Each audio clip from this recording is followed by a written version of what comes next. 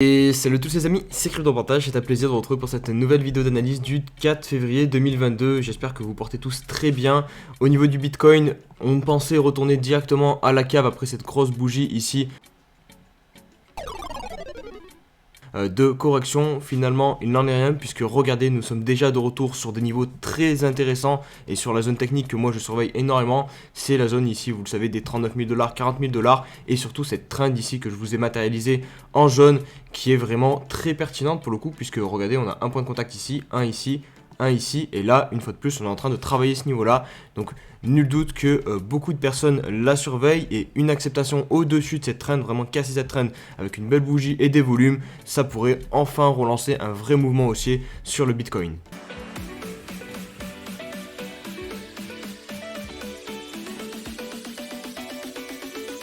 Au niveau de la map crypto, aujourd'hui nous sommes donc dans le vert, même si on a quelques altcoins, vous pouvez le voir à l'écran, qui sont très légèrement encore dans le rouge.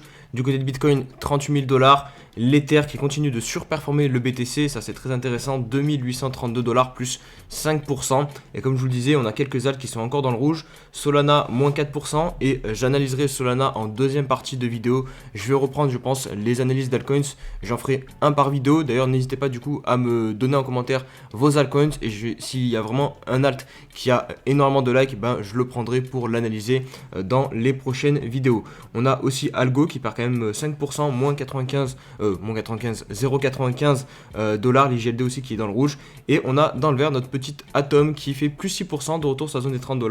On a aussi HBAR qui est bien dans le vert, plus 5%. On débute les news, et juste avant de passer aux news de la journée, je voulais revenir sur une des news que j'ai partagée dans ma dernière vidéo, puisque j'ai fait une petite erreur sur l'analyse donc de la news sur Facebook, sur la publication des résultats de Facebook, puisque j'ai dit que c'était bullish, que le marché l'avait bien pris, mais en fait c'est tout l'inverse, puisque Meta vient de perdre 237 milliards de dollars de capitalisation en une seule journée, c'est du jamais vu dans l'histoire.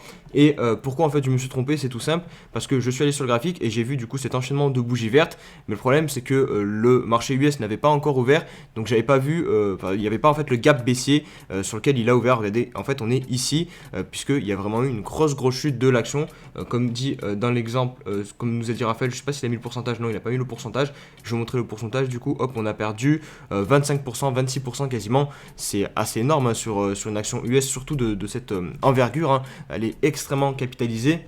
Meta, donc voilà, c'est pas anodin une telle chute, et donc voilà, je m'excuse pour hier, pour notre petite erreur, voilà, maintenant vous savez tout.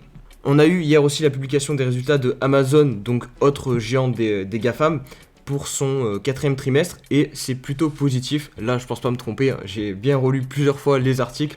Donc en gros, Amazon a publié un bénéfice net de 14,3 milliards de dollars sur la période octobre-décembre, soit le double du montant rapporté un an plus tôt.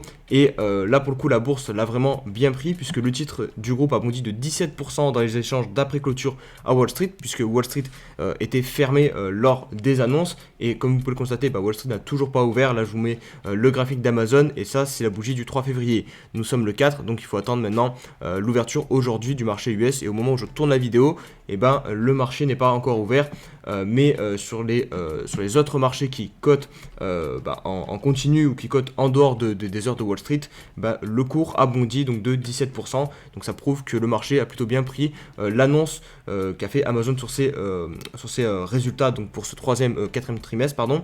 Autre chose à préciser aussi rapidement, la hausse du prix de l'abonnement Prime aux États-Unis. C'est marqué quelque part par là, donc pour vous donner à peu près le prix de la hausse exacte, si j'arrive à retrouver, hop, je galère, voilà, hop, c'est ici. Donc l'abonnement passera de 12,99 à 14,99, et l'abonnement annuel de 119 $ à 139 $. La présidente de la BCE, Christine Lagarde, qui annonce que son taux principal restera inchangé, donc autour de 0%. Par contre, elle ne dit plus qu'elle n'y touchera pas en 2022, parce que l'inflation est toujours forte en zone euro, 5,1% sur un an. Je vous parlais hier d'un hack sur le bridge donc de Wormhole, donc entre Ethereum et Solana, donc en gros des ETH qui étaient envoyés sur la blockchain Solana. Et les ETH avaient été dérobés. Apparemment là le protocole vient de communiquer. tous les fonds viennent d'être récupérés, tous les ETH viennent d'être récupérés. Alors on ne sait pas exactement, en tout cas de ce que j'ai cherché moi, je ne sais pas exactement comment les ETH ont été restaurés. Je sais que j'avais vu circuler sur le contrat, je ne sais pas si je peux vous retrouver ça, en fait ils avaient mis un message directement sur l'adresse du hacker qui avait récupéré donc tous les ETH et lui avait demandé de soit les contacter, enfin d'essayer d'entrer en gros avec les hackers. Donc peut-être que les hackers ont fait machine arrière et ont restauré, ont redonné les ETH, et c'est déjà arrivé dans l'histoire des cryptos. Des fois les personnes hackent et finalement redonnent les cryptos au protocole par la suite. Là pour le coup c'est pas encore précisé, mais bon en tout cas c'est plutôt une bonne nouvelle puisque voilà au moins les fonds sont restaurés. On a un gros partenariat qui vient d'être signé entre Tezos, donc une blockchain, et le club de football Manchester United, puisque pour 23 millions d'euros, Tezos devient sponsor de Manchester United. Donc il y aura le petit logo Tezos, ou carrément écrit Tezos, sur le maillot de United. C'est le média The Atlantic qui nous donne cette information, puisqu'elle n'a pas été encore confirmée par Tezos ou par Manchester United. Autre petit détail du partenariat que nous précise aussi The Atlantic, Tezos pourrait aider United à faire ses premiers pas dans le Metaverse et dans le Web 3.0. Allez, on se retrouve pour l'analyse du BTC. Alors sur le 4 heures, ça va être plutôt bearish mon analyse, et sur le daily elle va plutôt être optimiste si je puis dire, puisque sur le 4 heures en fait on a donc ce triangle ascendant que je vous ai partagé hier, je crois si je dis pas de bêtises, et que donc on avait cassé à la baisse ici avec cette bougie donc du 2 février qu'on a vu dans le 2 février. Donc les objectifs étaient soit de venir très légèrement sous ce dernier creux, ou soit sur la zone de rechargement Fibonacci qui était quelque part par là aux alentours de 34 000 $. Et là ce que l'on a aujourd'hui pour l'instant, finalement on a eu la cassure, on est venu rechercher les 36 300 $ à peu près, et là on a un beau rebond, on vient de repasser au-dessus en plus des moyennes mobiles, donc ça c'est aussi un signal intéressant. Maintenant vous le voyez, c'est assez chirurgical cette trend, regardez, hop, ici on la travaille, et là regardez ce qu'on est en train de faire, on est en train d'être bloqué par celle-ci. Donc au niveau du 4 heures, on va se méfier de cette trend, mais sinon, si on se met donc sur le daily, regardez, on arrive aussi sous la trend, donc je vous ai partagé en intro de vidéo. Donc en gros, on arrive sous résistance. Je sais pas pourquoi je vous ai dit que sur le daily, ça va être plutôt positif, parce qu'au final, on est sous résistance. Mais en gros, je voulais dire positif dans le sens où si vraiment on pète ce niveau-là, si on fait une belle bougie aujourd'hui, où on explose et on vient s'installer au-dessus des 40 000 $, là pour le coup, ça sera extrêmement positif. Mais c'est vrai que si je regarde plutôt objectivement la situation, on est encore positionné sous les résistances. Voilà, le EMA 21, la trend, le niveau, le prix donc des 39 000 $ qui est la résistance, 39 500, 40 000 $. Donc pour l'instant, nous sommes toujours sous résistance.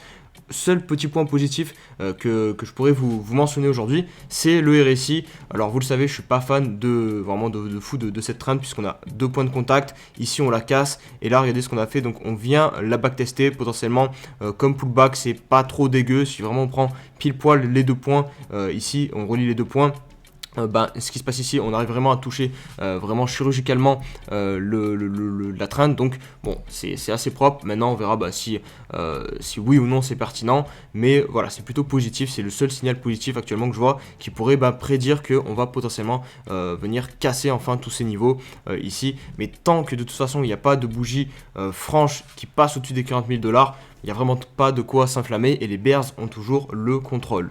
Allez, on passe aux altcoins. Je vais vous passer donc l'Ether comme d'hab et Solana, comme je vous l'ai dit aussi en intro de vidéo. Donc on débute par l'Ether qui continue de pousser, ça c'est très intéressant. Vous le voyez, c'est vraiment en train de surperformer le Bitcoin, l'Ether, puisque on vient de faire un nouveau point haut de ces derniers jours, alors que sur Bitcoin on n'a pas fait un nouveau point haut. Donc ça vous montre vraiment que l'Ether est un petit peu sur les starting blocks en ce moment, et c'est plutôt cool, hein. Alors on a cassé la trend RSI ici qui était baissière, donc ça c'est un signal plutôt positif comparé au Bitcoin. En plus elle était beaucoup plus pertinente puisque les points de contact étaient beaucoup plus francs. Regardez ici 1, 2, 3, 4, et là on casse, et maintenant on est en train, il faudrait matérialiser aussi cette cassure de la trend RSI en récupérant tous les signaux et les indicateurs que moi je regarde. Donc la première ça va être le EMA 21, et vous voyez on est en train de la travailler, et peut-être potentiellement aujourd'hui passer au-dessus. On a, par contre la trend baissière ici sur le cours est encore assez loin sur l'Ether, donc il faudra attendre encore un petit peu. Mais au niveau du prix, on a le niveau des 3 000 $ qui va être intéressant, et aussi le niveau des 3 300 $. Enfin bref, en vrai de vrai, il y a encore beaucoup à faire pour l'Ether avant de vraiment redevenir haussier, mais au moins on a une réaction et c'est plutôt positif. Si je me mets sur le weekly, on pourra aussi constater les niveaux que moi je jugeais pertinents. C'est le niveau des 3 000 $, puisque vous le voyez ici, donc on a a toutes les mèches, on a aussi les clôtures ici qui avaient servi de support. Donc pour moi, il faut une clôture weekly au-dessus des 3000 $. Et là, on aura quand même un signal assez intéressant. Il y a le EMA 50 aussi en weekly qui est situé pile sur ce niveau-là. Donc globalement, voilà, venez récupérer les 3200 $ sur l'Ether. C'est vraiment le minimum, je pense, pour repasser sur une tendance haussière vraiment au niveau du court et du moyen terme, donc au minimum sur le daily et même sur le weekly, puisque là nous sommes repassés en tendance baissière et tant que de toute façon on ne refranchira pas la tâche, on ne fera pas un nouveau sommet plus haut que le précédent, et ben nous sommes sur une tendance baissière sur le weekly, sur l'Ether. Donc ok, on a des choses encourageantes, mais il ne faut pas oublier en fait que l'Ether est tombé vraiment violemment. Donc pour le coup, c'est normal aussi d'avoir de l'autre côté le rebond qui hausse aussi pas mal. Et donc il ne faut pas non plus s'enflammer trop vite sur l'Ether. Je vous mets rapidement Ethereum contre le Bitcoin. Et vous le voyez, on a vraiment depuis plusieurs jours maintenant l'Ether qui surperforme le BTC. Donc ça c'est plutôt positif pour toutes les personnes qui sont sur l'Ether plutôt que sur le Bitcoin. On passe maintenant à l'analyse de Solana. Je vais commencer par le weekly. Donc Solana qui a connu une grosse chute depuis son ATH, on a fait un moins 70%, c'est quand même costaud, donc on doit être pile dans la zone de, je suis bête, elle est déjà affichée, donc voilà la zone de rechargement. De toute façon 71%, c'est logique qu'on y soit dedans, puisque les retracements Fibonacci, ici en gros c'est un retracement de 61%, et ici de 78%, donc on est pile dedans, donc c'est une zone qui m'intéresse, vous le savez, en général les personnes qui défendent les tendances haussières aiment bien défendre le dernier creux dans cette zone là, donc cette zone de rechargement. Donc pour l'instant on a une réaction, mais voilà, c'est pareil, c'est comme l'Ether, c'est une réaction qui peut être juste s'apparenter à un rebond technique, et on n'est pas non plus là du coup à s'enflammer tout de suite. Au niveau du daily, c'est un plus encore plus bearish, si je peux me permettre, que l'Ether, parce que la trend ici pour le coup on l'a pas pété encore sur Solana, et le niveau technique de prix que je vais surveiller sur Solana, c'est une acceptation au-dessus des 130 $, qui est pour moi le dernier gros support ici. Vous voyez qu'on a travaillé pas mal de fois et qu'on a perdu, et que théoriquement on devrait maintenant valider comme résistance. Donc pour que ça soit vraiment bullish Solana, il faudrait qu'on fasse quelque chose comme ça, qu'on revienne valider ce niveau en tant que support et non en tant que résistance, et derrière péter aussi la trend qui est, vous le voyez, encore pas mal éloigné sur Solana. On a le EMA 50 qui est aussi au niveau des 130 $. Donc bref, pour le moment ça rebondit, mais c'est uniquement un rebond technique et c'est pas vraiment une reprise haussière, du moins en tout cas sur le daily. On se retrouve pour la question de l'abonné. Alors aujourd'hui une question de Caroline Comte, tu me demandes si les récompenses de stacking tu les réclames régulièrement. Alors je pense que tu parles des récompenses de stacking de Nomic. Donc en gros, si il n'y a pas de frais, oui, tu peux les réclamer régulièrement, puisque ça va te permettre en gros de les restacker derrière et donc de forcément engranger encore plus de rewards. Donc si tu n'as pas de frais ou très peu de frais, et oui, tu peux réclamer régulièrement pour optimiser justement ton rendement et générer encore plus de rewards. Par contre, s'il y a beaucoup de frais, là la question se pose un peu plus, puisque forcément si tu réclames des miettes de Nomic et que ça te coûte plus cher en frais, c'est pas rentable. Il vaut mieux laisser tourner ton stacking et réclamer les frais moins fréquemment, pas les frais, réclamer les rewards moins fréquemment. Donc ça c'est à toi de voir en fonction des frais que tu vas devoir payer à la blockchain pour pouvoir retirer réclamer tes rewards et aussi pouvoir les restacker. Donc voilà pour ma réponse. J'espère que j'ai été assez clair. J'espère que la vidéo vous a plu les amis. Si c'est le cas, comme d'hab, n'hésitez pas vraiment à mettre le petit pouce bleu, le petit commentaire comme vous voulez, vous le savez, mettez sur des petites fusées, vraiment ce que vous voulez. Si vous voulez me parler de votre journée, n'hésitez pas, ça me fait plaisir. Et en plus de ça, ça aide pour le référencement, donc tout est parfait. Je vous souhaite à tous une très bonne journée, on se dit à demain pour une nouvelle vidéo, allez, ciao ciao.